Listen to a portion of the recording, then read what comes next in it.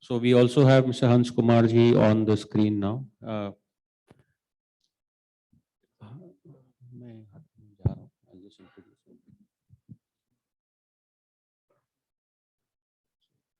So Hans Kumar ji, I will request you to just change the angle of your camera a bit so that we can see you, because right now we can only see you partially.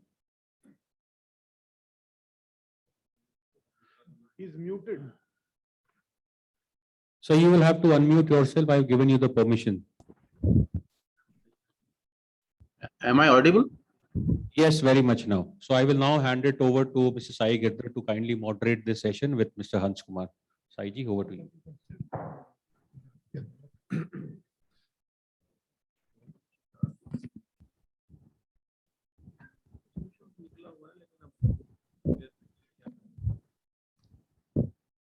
Good afternoon, friends. Today, as we discuss about the amendments done in the CMVR Act 1988, that's right. So good afternoon, friends. Today, as we discuss about the amendments done in CMVR Act 1998, we have with us Hans Kumar ji, who himself was instrumental in drafting and finalizing the new CMVR rules 2020. Hans Kumar ji has retired as Additional Transport Commissioner, Rajasthan. During his tenure, he was responsible for taxation, rules, IT, road safety. In fact, he was also part of the committee for drafting of new CMVR rules to assess the Joint Secretary and the Chairman of the committee, the Minister of Transport himself. Hans Kumar ji is associated with FADA for close to 2 years, helping and guiding us on various issues, be it state subjects or sending representations to MORTH. Welcome, sir. First of all, I am thankful to FADA for associating me with your annual general meeting, and I'm also thankful that for their cooperation in the last 2 years. And so now, Sai, we can carry on with the session. Yeah, thank you, sir. I know you enjoy this particular subject. That's the reason that even post retirement, you're continuing with this. So to take the session forward, sir, first of all, what exactly was the need to amend the CMVR Act 1998? And if we can have a brief about the relevant rules to the dealer in this, sir. Thanks, Sai and FADA, for giving me this opportunity. First of all, what I have noticed during last 2 years is that most of the dealers, they don't have a relevant copy of rules. I will give you a certain background of the entire Motor Vehicles Act. The Motor Vehicle Act, the legislation on Motor Vehicle Act falls in the concurrent list of the Constitution, meaning thereby that the states as well as the central government can legislate motor vehicle rules lying within their competence. Now, what Motor Vehicle Act does is that it makes a division between the powers of the center and the state. You will find after every chapter you will find that there are 2 sections. One states the powers of the central government on which it can legislate, and another section is the powers of the state government on which it can legislate. So what is happening is that the states are exceeding their field, and they are legislating, or they are issuing orders, illegal orders, which lie in the domain of the central government. So there are two things. One is the legislation on motor vehicles, which is a concurrent subject, and the other is the taxation on motor vehicles, which is a state subject. So far as taxation is concerned, the state is totally empowered to levy taxes on motor vehicles, and the trade certificate which is issued to the dealers, normally tax is levied on the trade certificate holder under the local taxation law of the state. And so there are two parts which normally which dealer has to encounter. One is the Motor Vehicle Act, its rules. So we have got Motor Vehicles Act 1988. Then how this act has to be enforced is being contained in Central Motor Vehicle Rules 1989. Any rule which the central government is empowered to make, they amend Central Motor Vehicle Rules 1989. The residuary powers lie with the state, and every state government has their own local set of rules. So one of my requests with the dealers is that they must procure a copy of the local rules. But normally, whenever we had been drafting any representation, we were not aware of the local rules. So it was very difficult for us to assess the legality of the local rule. So what I will request is that every state association of FADA must procure a copy of local rules. And I think the apex body of FADA should also have one copy of these rules, so that as and when the problem comes, we are able to sort it out. Right, sir. So personally speaking, what I get from your view is that probably the states were trying to be more into the power, to go more into the power of the central government and drafting their own rules. So probably the requirement for amending the rules was to ensure that the states don't interfere in the process of registration, and the registration can happen with the defined rules from the MORTH. So taking it forward, sir, what is the responsibility of dealers for registration of new vehicles? I think the dealer, so far as the entire, if you go through the entire Motor Vehicle Act, the dealer is mainly concerned with Chapter 3 of the Motor Vehicles Act, because it deals with the registration of motor vehicles, and certain amendments were made in 2019 in the Act, wherein to make it more consumer friendly and to make it more transparent, certain amendments were made in the Act, and thereafter on 31st of March 2021, a notification was issued by the central government wherein the entire system has been changed. The main changes have been that earlier the application for registration was to be made by the owner himself. Now what has been provided is that in case the vehicle is sold within the state where the dealer resides, in such cases the responsibility has been entrusted on the dealer. He is liable to, he is responsible for submitting the application. And in case the vehicle is sold outside the state, in that case the owner gets a temporary registration certificate, and the responsibility of getting the vehicle registered totally vests in the owner. So these amendments were made in 2019 in the Act, and in 2021 the relevant changes were made in Central Motor Vehicle Rules 1989. The relevant rule 48 clearly speaks that the documents have to be uploaded by the dealer. And another important thing which has been introduced is that the system will immediately generate a number, meaning thereby that as soon as you upload the documents along with payment of fees and tax, it is mandatory as per rules that the system will generate a registration mark. In some states, this practice is not being followed, and we can very well give them reputations and ask them to customize their softwares accordingly as per the spirit of the rule. What you're saying is right, sir. If I remember it correctly, in fact, we've sent a representation to MORTH, clearly asking them to tell NIC or to make NIC responsible for not making the required changes as per on the request on the local state government, so that there is no hindrance in the registration process. But you made a good point, sir, that the registration of vehicles is basically primarily is now supposed to be done by the dealers within the state. So within the state, if in case from one city to another city also, if the vehicle is being delivered, It is the prerogative of the dealer to ensure that particular vehicle is registered. Even if we are giving it on a temporary TRC from one city to another city, the vehicle has to be registered and the preview is of the dealer. But one thing which probably is still worrying fact is that there are still a lot of states wherein they have put in the inspection of vehicles compulsorily before the registration. But as you said, the process has to be seamless. It has to be once the dealer uploads the paper, the number has to generate automatically. But it doesn't happen. So what do we do in those particular states, sir?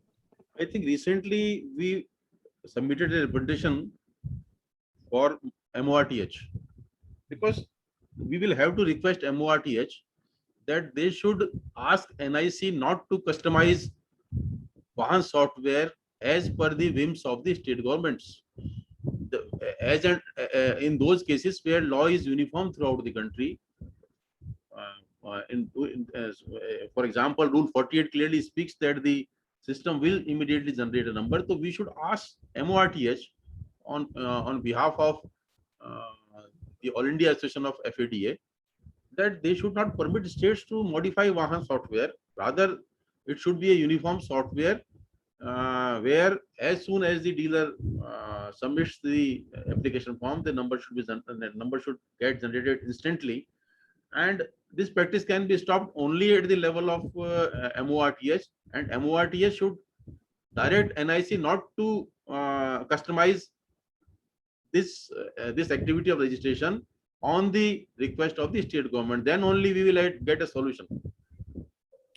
Sir, in past, what we have noticed is, for example, in case of type approval, we've noticed that in spite of MORTH writing numerous letters, still there are state governments. In fact, even after the rules coming in place, still the state governments, just before this this session, we were discussing about type approvals, wherein for a state like Karnataka or Tamil Nadu, they're still insisting for type approvals state-wise.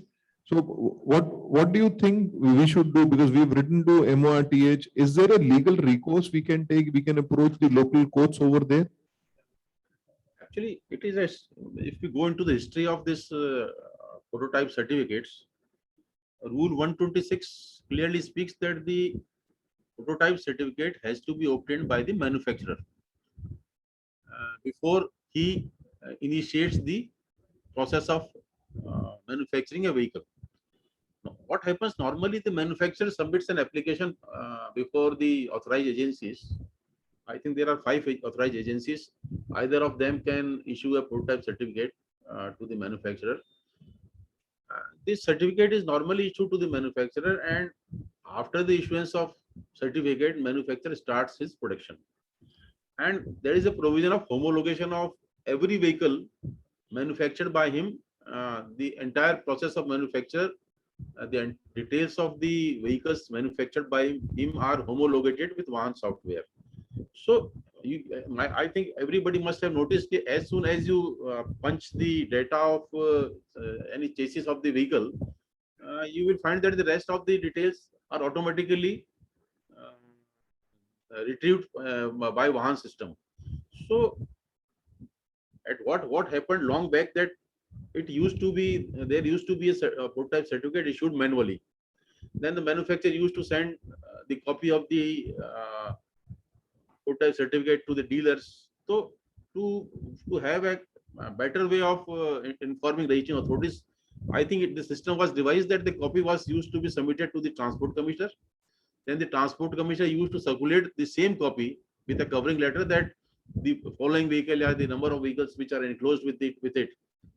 They do have a valid prototype certificate, and that can be registered in the state. Now, but since that was a manual thing, now it became a practice. I think states took it as if the power of grant of prototype certificate vests in them.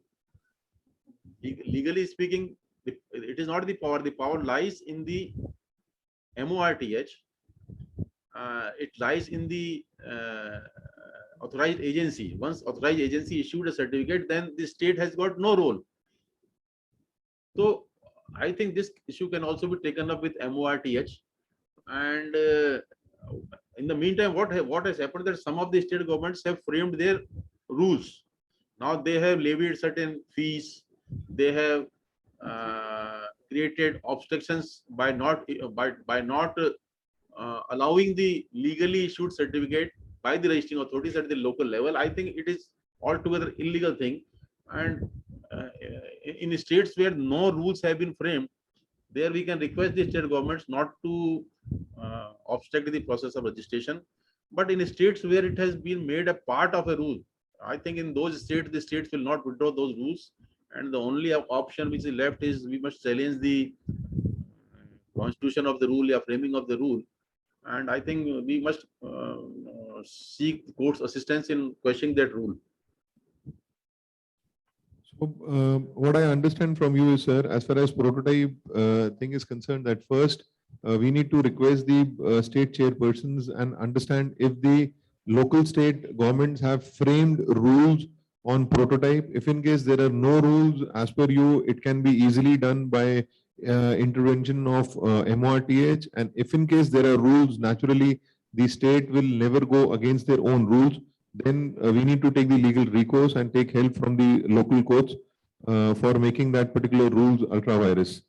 So- I think the best way is to where there are no rules, we can present a representation to the state government, to the concerned state government, asking them that the power to stop registration do not lie in them on the ground of prototype certificate, because the homologation has already taken place. And once, in case if the vehicle is not approved, then as and when you punch the details of chassis number, the details will not be retrieved on one system.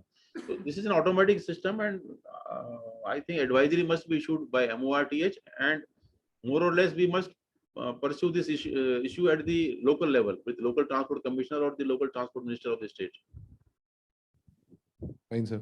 So one more issue which was recently being discussed in one of the state groups was related to HSRP. Now, HSRP, there were two issues which were discussed. One was when a customer is buying a new car, whose responsibility it is to give the HSRP to the customer. Second was HSRP of old vehicles, because there were a couple of states wherein they were making dealers responsible for even supplying HSRP for those old vehicles. So if you can get some clarity on HSRP also, sir. I think this HSRP issue is, I think there is no need of HSRP as on today, because there is no security. It doesn't give any security to the vehicle or to the vehicle owner. It is only a myth that we call it high security registration plate. Under the garb of this high security, I think the Supreme Court also thought that it is a very important thing. I think an ordinary plate can also be issued at the level of a dealer. And we must represent MORTH that there is no need of MORTH of HSRP, because the HSRP system is delaying the delivery part of the even if you get a state registration mark on the site on this Vahan software, even then you cannot deliver the vehicle unless you fit a high security plate on the vehicle. And normally there is a time lag of 2 to 3 days. I don't think anybody will be able to fit this HSRP instantly. So I think we must request that this rule of HSRP should be dispensed with, and the dealer may be allowed to display number plates on the lines of Rule 50, where the specifications of size have been given. So, in my opinion, I feel that HSRP has got no relevance as on today, and it has never been a high security plate. It was not. It has never been a high security either for the owner or for the vehicle. And so we were bound to follow the orders of the Supreme Court, because at that time I was additional commissioner rules, and we faced this problem. And Supreme Court, I don't know why the state police were rejected. But as on today, we can again ask them to amend Rule 50, because it is Rule 50 which makes it compulsory. So if Rule 50 is deleted, and if the provision of HSRP is deleted, we will be able to deliver the vehicle instantly from the showroom itself. That's fine, sir. But I think since we got orders from the Supreme Court, I guess reversing the Supreme Court order would be a bit difficult, but No, no, what Supreme Court- I was asking was, sir, that see there are two issues as on day. One is we are questioning the HSRP itself, that whether HSRP is required or not. Now the second thing is that as on day in today's environment, HSRP is responsible, and it is the responsibility of the dealers. Now what I'm trying to ask you is, sir, that there are certain states which are saying that even for old vehicles, the dealers are responsible for fixing up those HSRP. And for new vehicles, we all know that from 1st of April 2019, we are supposed to, as dealers, we are supposed to provide HSRP at no additional cost to the customers. So what happens to the older vehicles in particular states wherein the HSRP are not there? Is it the responsibility of the dealers? Are we supposed to do it? And if we do it, at what cost? I think you have already given the legal position. On new vehicles, it is the responsibility of the dealer to affix HSRP. So far as old vehicles are concerned, the scheme itself provides that the state government shall either authorize the agency, or it may authorize agency for the agency, or it can authorize the concerned dealers also for fitment of HSRP on old vehicles. But as on today, the dealer is not at all responsible for fitment of HSRP on old vehicles, unless the state government authorizes the dealer to do it. Yeah, but in case, sir, the state government goes forward and authorizes the dealer for the old vehicles, so who decides on the price? What price are we supposed to charge from the customer? Or we as dealers can individually decide on the price? I think because once the state government authorizes the agency, then it will also take care of the pricing part also. The state government will fix a price and will authorize an agency to supply the plates at that price, because it will not leave it open for the person manufacturing or supplying the HSRP plate. So I think as and when anybody is authorized, the pricing part will also be taken care of by the concerned state government. Okay, right, sir. So one more thing, just like type approvals, even for our trade certificate renewals or for a new trade certificate application, I've been told that now the trade certificate renewal and even the application can be done online. But practically speaking, we don't find it anywhere in any of these states. So how do we take it forward? Whether it's correct or not, whether it's now online or not, and if not, then how to take it forward? I didn't get your question. Sir, I'm saying just like type approval, even the trade certificate, whether it's a trade certificate for new application or trade certificate for renewal, are these states made compulsory to take it online so that there is no physical intervention with the local RTOs? Because if a dealer goes to the local RTO for getting his trade certificate renewed, we know there is an additional cost which he has to incur for renewing of the trade certificate.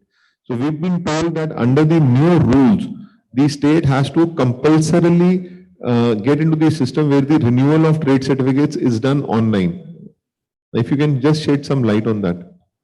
The present rule, the amended rule, the amendment which took place on 31st of March 2021, it clearly provides for electronic submission of application and electronically maintaining the register form number 17.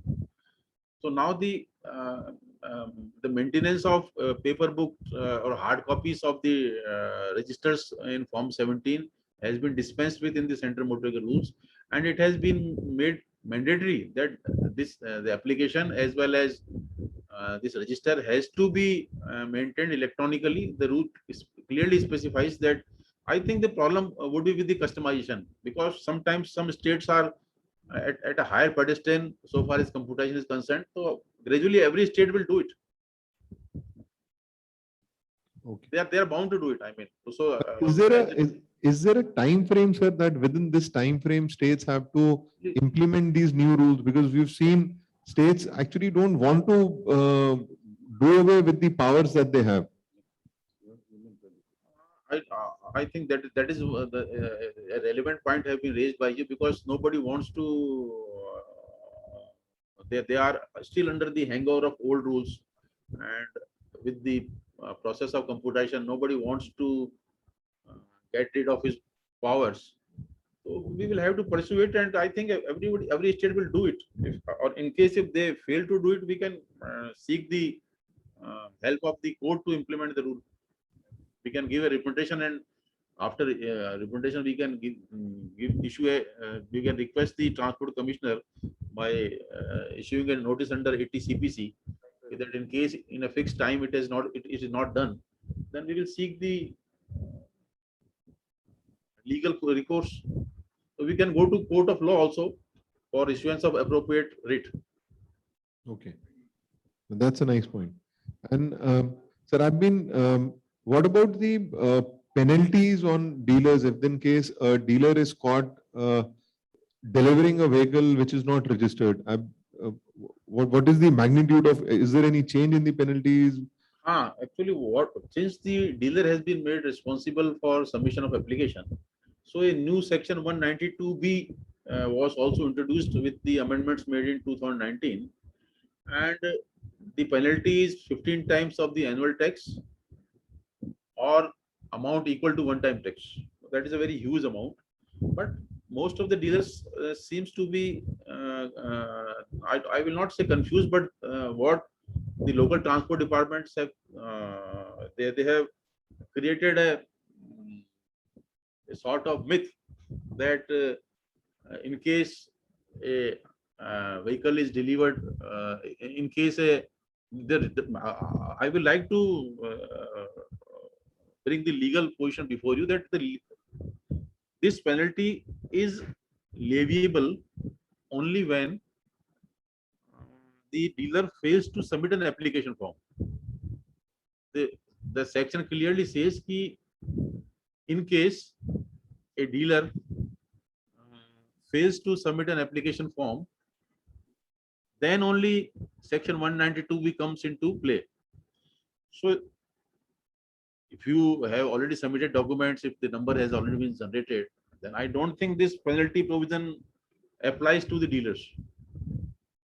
So you mean to say in case the HSRP is not fixed on the car, so then these penalties will not come into picture. So, but there are two things. One thing is registration of vehicle, and another thing is non-display of registration mark on a vehicle. So once a registration mark is generated, and then you cannot say that the vehicle is not registered. It is registered, but there may be a situation when a person may not be displaying his registration mark while using the vehicle in a public place. So your offense do not fall in the category of unregistered vehicle. Rather, the vehicle is registered, but it do not carry the appropriate registration plate on the vehicle. So I don't think 192B will apply to you if you have submitted an application on the web portal and a number has been generated for the vehicle.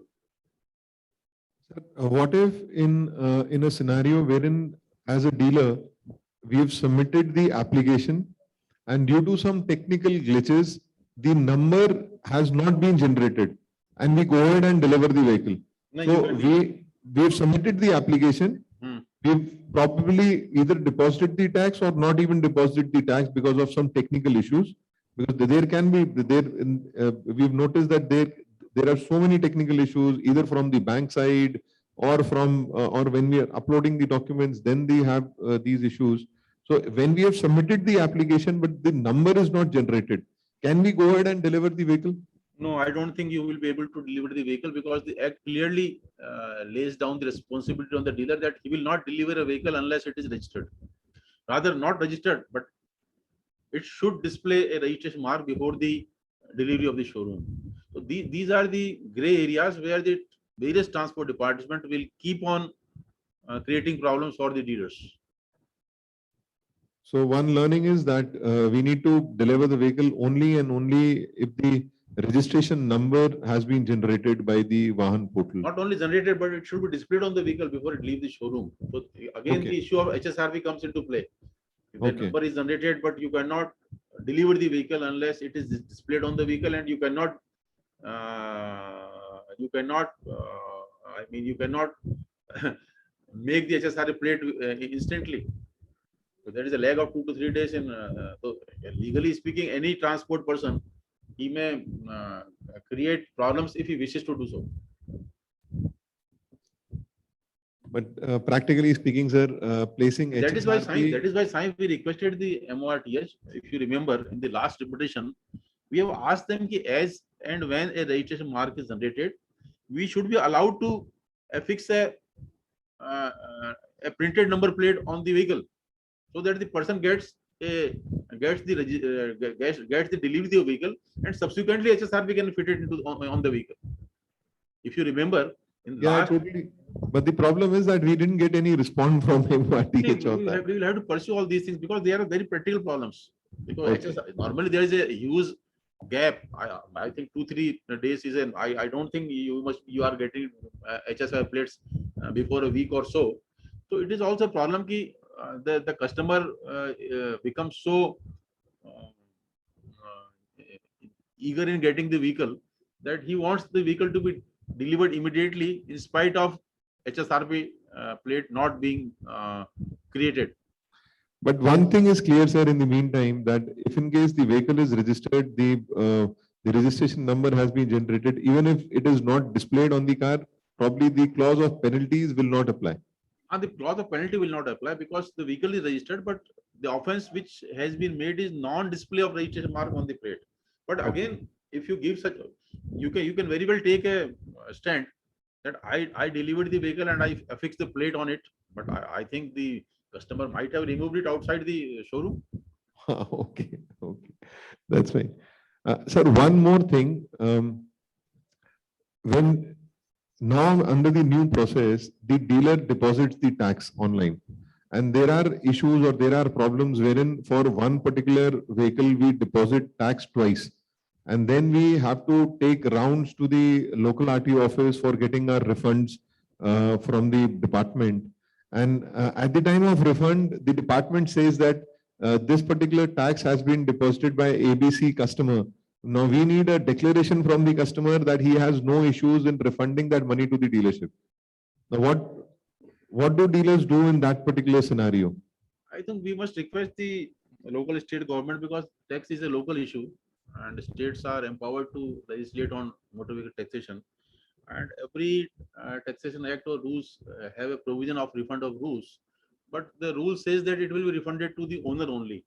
So we should request them ki in such cases where registration is online and the tax has been deposited by the dealer, in such cases the tax should be refunded to the dealer, not to the owner. So we will have to ask the local state governments to enable these provisions in their rules, and relevant changes should be in Rajasthan. We have appropriate rule. Here there is a provision that it can be refunded to the person who deposited the tax, but in other states I am not aware what is the legal position as on today. But it can very well be done. It is a very simple process, and state governments can make amendments in their rules. Right, sir. So do we have any questions? Yes, sir. Can Sachin? So I also have a question, Hans Kumar ji. Yes, sir. So, and this is relating to our state is Rajasthan. So we have this trade certificate tax in Rajasthan where you have to pay a trade certificate tax for every vehicle that you have sold, which is not there in most of the states, and some of the states which did have it, the high courts have given a stay and dismissed those orders.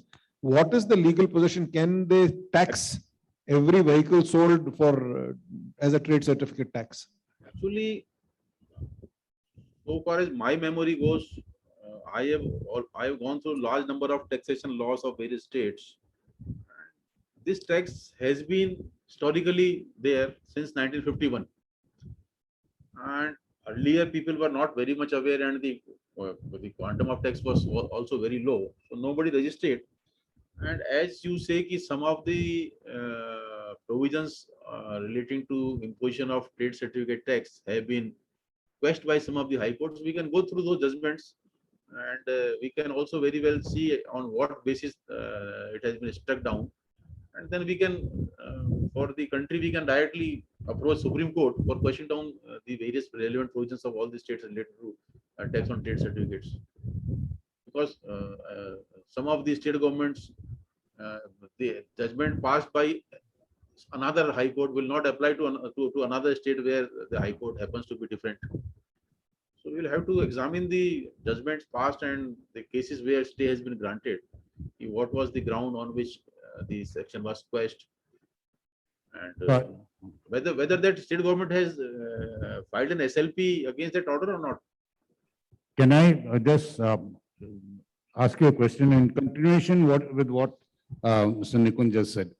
See, it is about taxing every vehicle. Taxing every vehicle that you have sold over the year on saying that it has used a tax, a trade certificate, and then the trade certificate tax is charged on every vehicle. It is not on the trade certificate. Trade certificate, every state charges a tax on the trade certificate. Actually, But- this is not a, I'm sorry. Please carry on. Please carry on. No, so I'm just clarifying, it is not about taxing a trade certificate. Taxing a trade certificate, I think is a state subject because it's a road tax related thing, that's okay. But even when you have taken only 10 trade certificates, you should be paying tax only on those 10 trade certificates. Instead, they're making you pay a tax on every vehicle that you have sold. Yes, I agree with you because what is happening is, in fact, it is not a trade certificate tax. It is a tax on those vehicles because section 39 of the Motor Vehicle Act clearly states that nobody can keep a unregistered vehicle in a public place or a private place, except for the exceptions made in the rules. And what is the exception? The exception is the trade certificate. Any dealer who obtains a trade certificate can keep unregistered vehicles in his premises. Otherwise, section 39 completely prohibits keeping of a unregistered vehicle anywhere in a public place or in a private place. So now what happens is trade certificate enables you to keep unregistered vehicles. Now the tax is not on a trade certificate. It is on the number of vehicles which are being kept by a dealer during the complete financial year. And the mode of payment is such that because you are keeping a large number of unregistered vehicles, so the mode of tax provided in the local state acts provides for levying of such tax on each vehicle. So it is the No. section, the enabling section, which allows you to levy tax on individual vehicles, So I not on beg, tax on trade certificate. excuse me, I beg to differ on what you said. The CMVR very specifically says using a vehicle, an unregistered vehicle, using a vehicle in a public place. Using a vehicle in a public place means running the vehicle in a public place. It does not say that anything about keeping in your unregistered vehicle in your yard or in your premises. It is a road tax. If the vehicle is not registered and only dealers have the exception where they can use a trade certificate for unregistered vehicles when they are using that vehicle in a public place. Let me read out section 39 for you. Yeah, It says necessity for registration. No person shall drive any motor vehicle, and no owner of a motor vehicle shall cause or permit the vehicle to be driven in any public place or in any other place unless any other place word has also been used in the section, meaning thereby the rest of the places are also covered. any other place, just complete that Public sentence. place and on any other place, meaning thereby the rest of the places which have been left. Because this is a facility given to a dealer that if he holds a trade certificate, he can keep unregistered vehicle. Hello. Because you have been using these vehicles for trial and testing and delivery purposes. So the objective is that sometimes you don't use the vehicle on road, but sometimes you use vehicle road as a test trial or while shifting your vehicle from your godown to your showroom or from showroom to your godown or to any other place. So this was the philosophy behind this trade certificate approach. So there is one question I need to ask, that this tax, has to be paid on the total quantum of automobiles he have sold in a financial year, or it is on the base of the maximum stock we are carrying in a dealership in a financial year? Actually, this depends on the language we used in your sections. So that's why. So I what does the request you- language in the section say? I mean, it is No, covered no, under the Section, actually, the Taxation Act is a local act and every state has got its own Taxation Act. So you'll have to go through the section, what the section speaks. If you have the copy of the section, kindly send me, I can further. Okay, fine. with So the there's one more rules. question added to it. As per, I think in 2016, there was a change in the SEMAR Act where the fee which you are need to pay, that was changed in respect of each vehicle to each class of vehicle. Yes, it is each class of vehicle.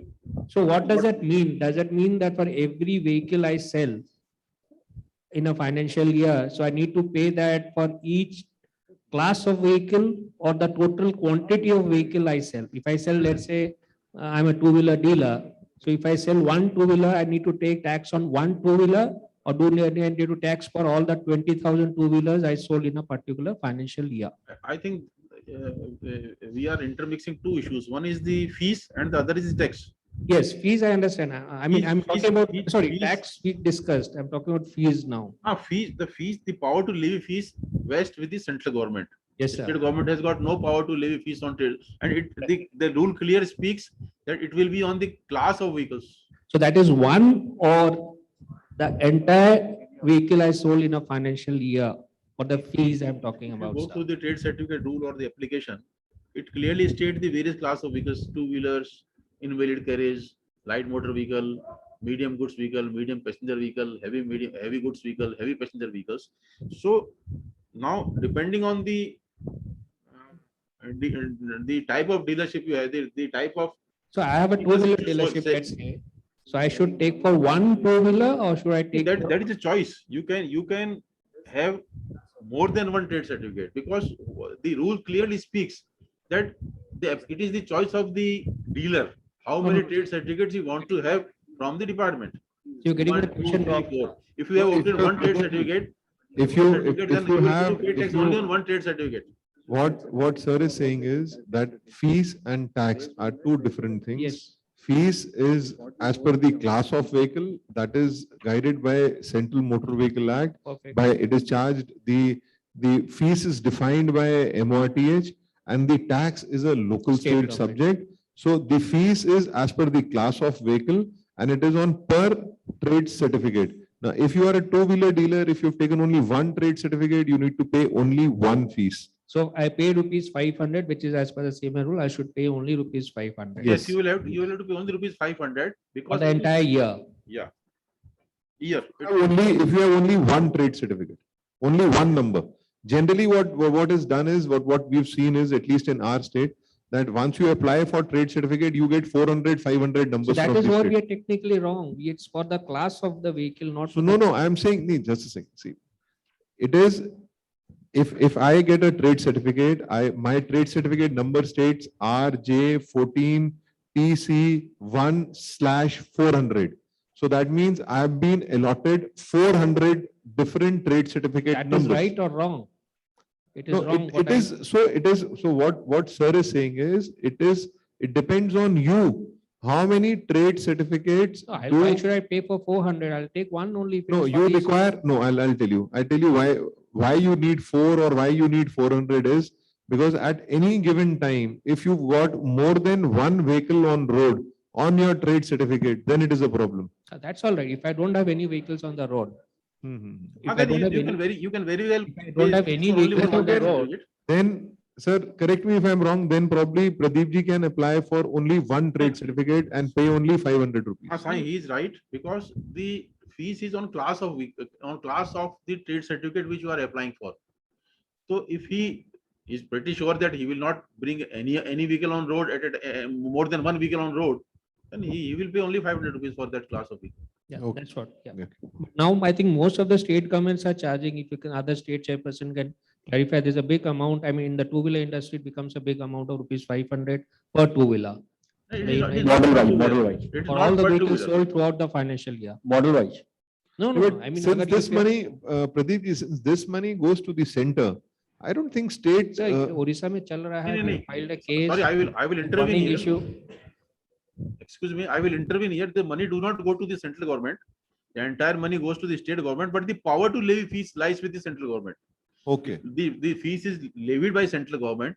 It is collected by the state government. And Any other state is facing this problem? I don't think Rajasthan has got this problem. Rajasthan, we were charging only for the class of vehicles fees. No, but he is saying he has taken 400.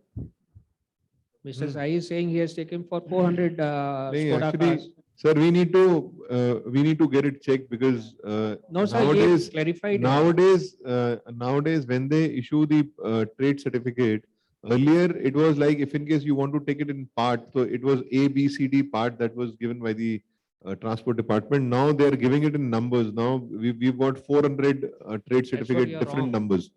So Pradeep ji, this is a valid suggestion. We need to get it checked. No, it's already checked. Sachin, your question. Huh?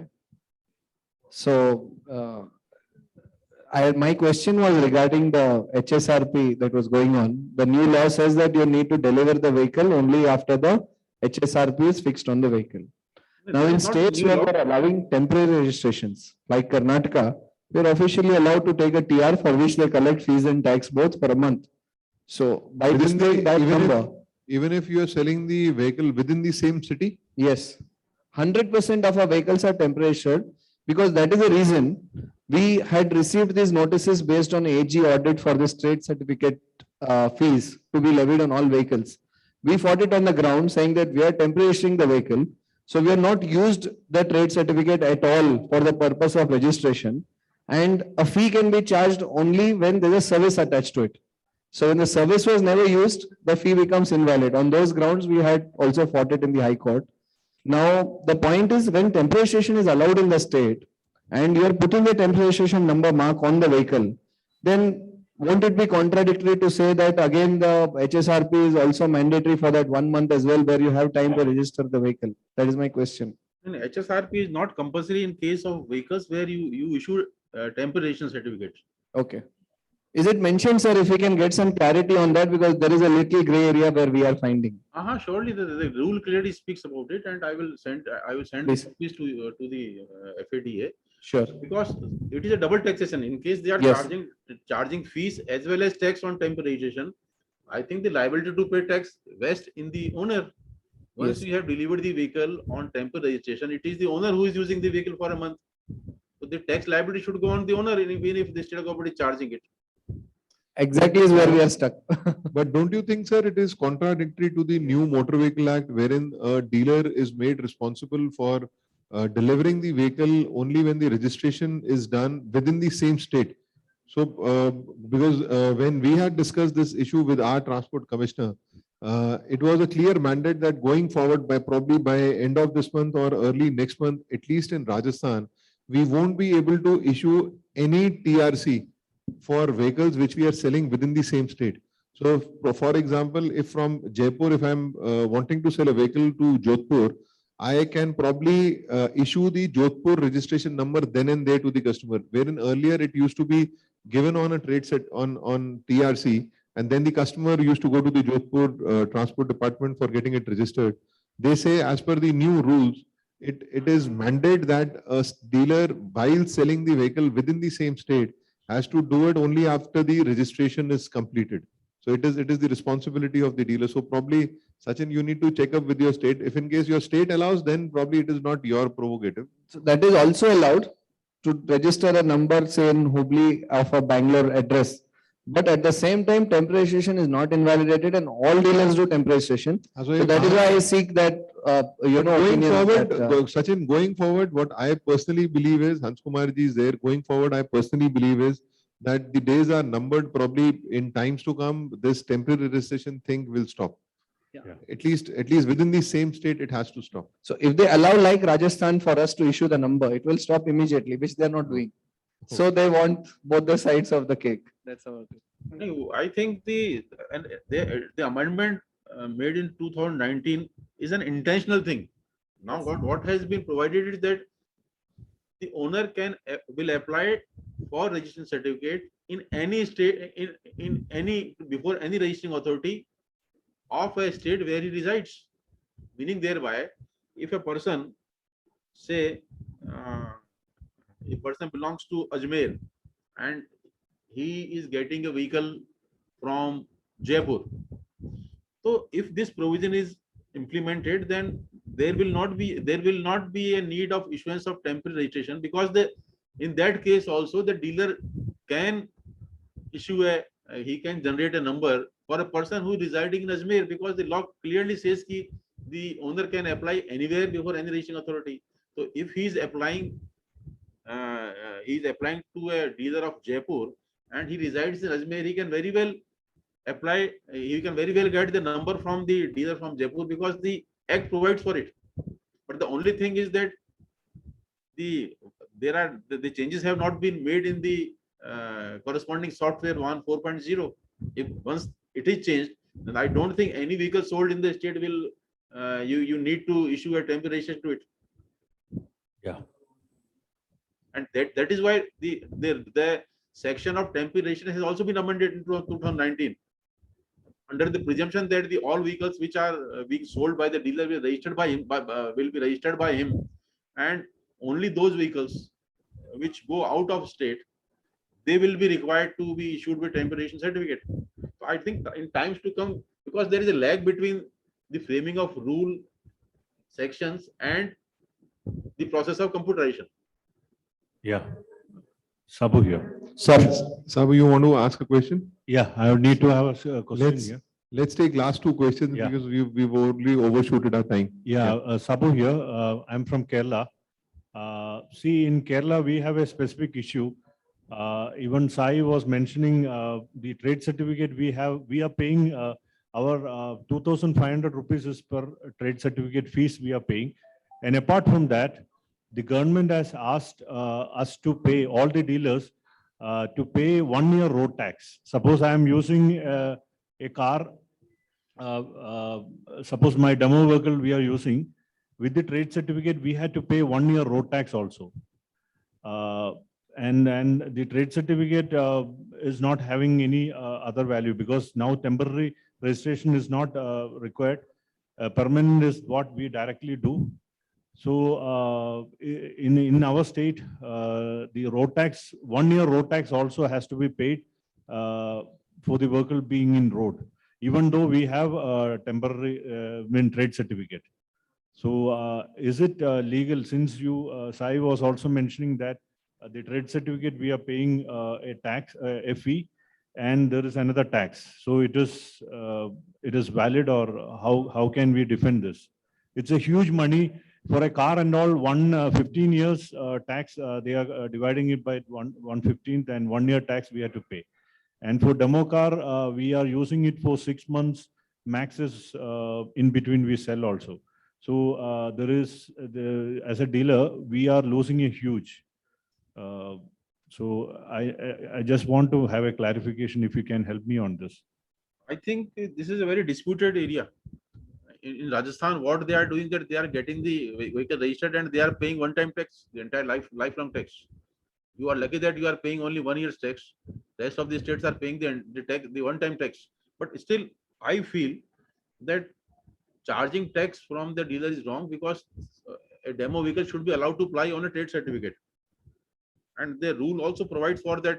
But the thing is that you went to High Court and probably you lost the case in High Court, Kerala people.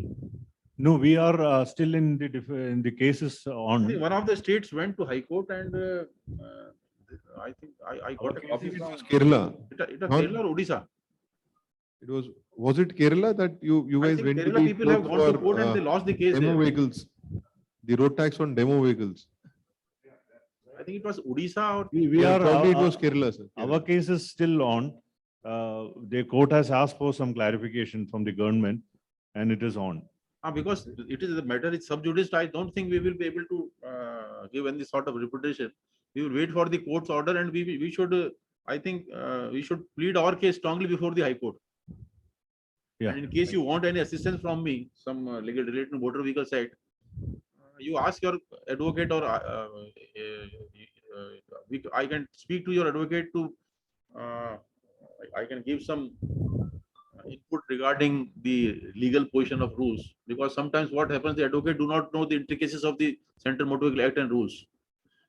Yeah. So we need to fight it very strongly, and I think the relevant provisions should be quoted as and when we file our reply or rejoinder in this case.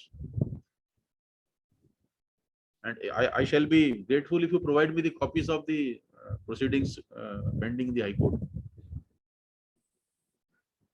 Yeah, thank you. Sir, I am from Jharkhand, Gulmewar. Central government has framed the rules CMBR and amended CMBR 2021. Whether the state government is compelled to implement the rule or not.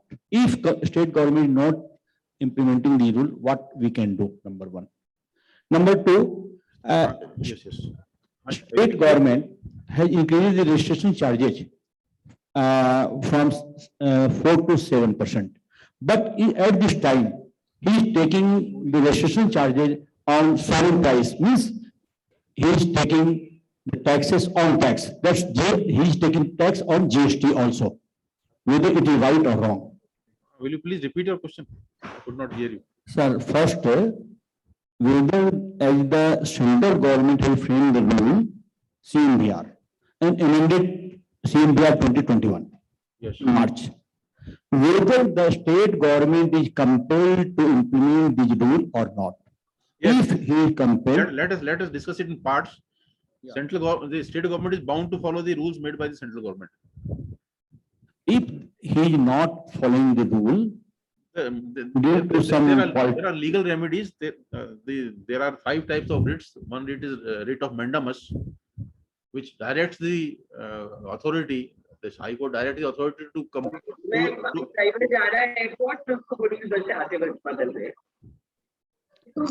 Hi, this is Harish Suri. Can I just add a couple of points to what you've been discussing?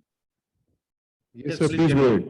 Please carry on. sir, my question is not completed, sir. So my question. is not Yes, completed. yes. Secondly, Second question is, the state government is bound to follow the provisions of the central rules. Yeah. But in case they are not following it, then there are legal remedies available with us. One of the legal remedies is the writ of mandamus, which directs the authority to comply with the provisions of the prevailing rules. We should request the transport commissioner. We should give a reputation, and after giving them a reasonable time, we can file a writ, and we will certainly, the court will direct the state government to follow the rules. okay. Second question is, 1 month before, state government will increase the registration charges. Previously, he was taking the charges on only on cost of the vehicle, but at present, he is taking the registration charges on X prices. Means he is taking the taxes on tax. He is taking the tax on GST also. Whether it is right or wrong. Actually, the laws clearly, actually, this also depends on how the tax has been levied. What is the measure of tax? What is the procedure? What is the principle on which tax has been levied? Because the important word is X showroom price. Now, what is X showroom price? X showroom price includes GST also.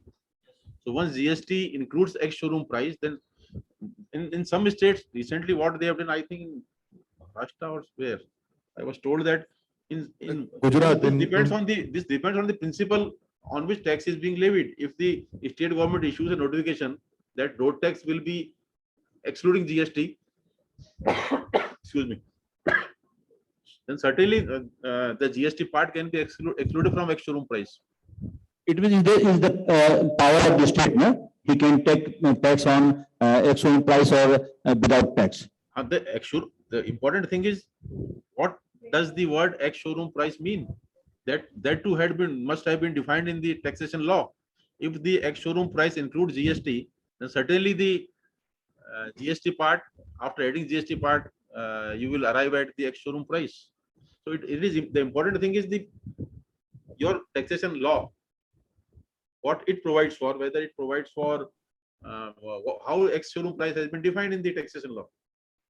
If it includes GST, then certainly after inclusion of GST, motor vehicle tax will have to be levied. Thank you. Okay, can I just interject on the fees charged by the authorities in the state on the vehicles that you sell?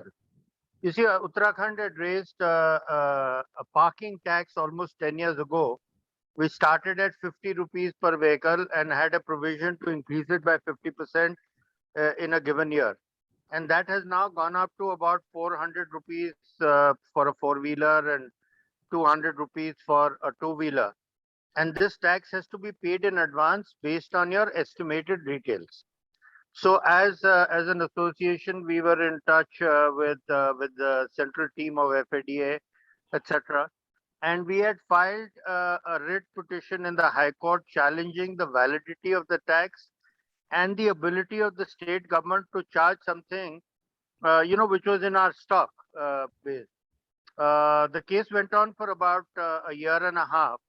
And then in March, April of this year, they gave a ruling stating a Supreme Court ruling of the Chhattisgarh case between Tata Motors and somebody else, the state government, which upheld the right of the state government to levy this tax.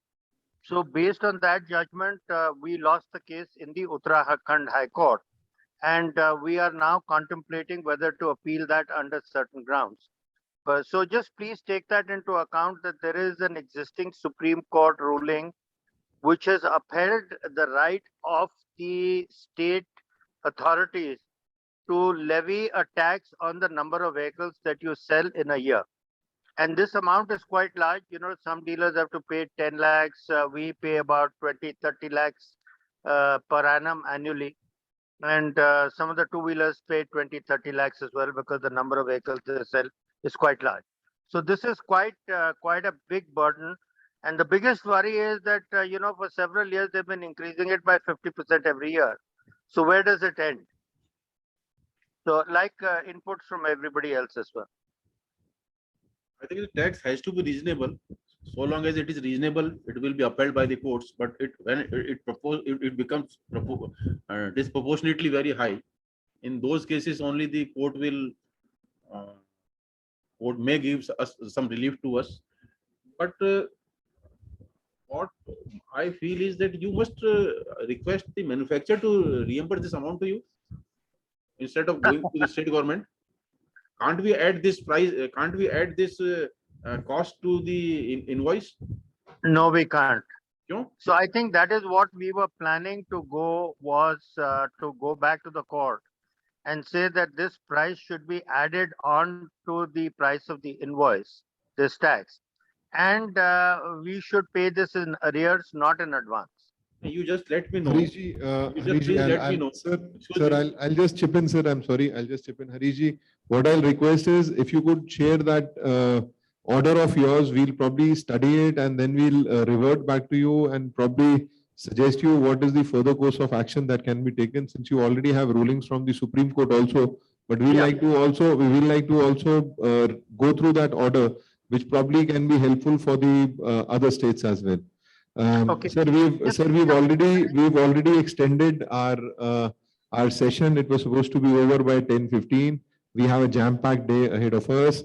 So I'd like to end this session now. And in case you guys have any other questions, any other queries, because this is a vast subject, it affects our dealerships on a day-to-day basis.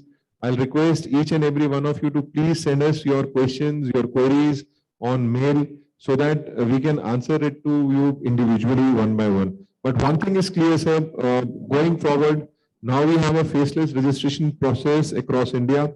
It might take some time to be implemented, but I'm sure with help and pursuance from state chairpersons and regional directors, we'll be able to speed up the process. In fact, we've already started working on paperless registration as well. We've already submitted representations to the MORTH on this. And all this is being done under the guidance of Hans Kumar ji. Sir, thank you very much for today's session. I'm sure we all will benefit and take corrective measures in our day-to-day business. Thank you, sir. Thank you. Thankful to FADA for giving me this opportunity, at least to interact with you people and to make me myself aware of the problems which we are being facing from the transport departments and other government agencies. Thanks a lot for Thank you. being patient and hearing me. Thank you, sir. Thanks a lot. So with this, we will now end this webinar session. I would like to thank all our participants who have joined with us virtually and few of our members who are present here. With this, thanks a lot. And at around 2:45, we will start with the Auto Retail Conclave, the third edition, with the theme Thriving Through Disruption.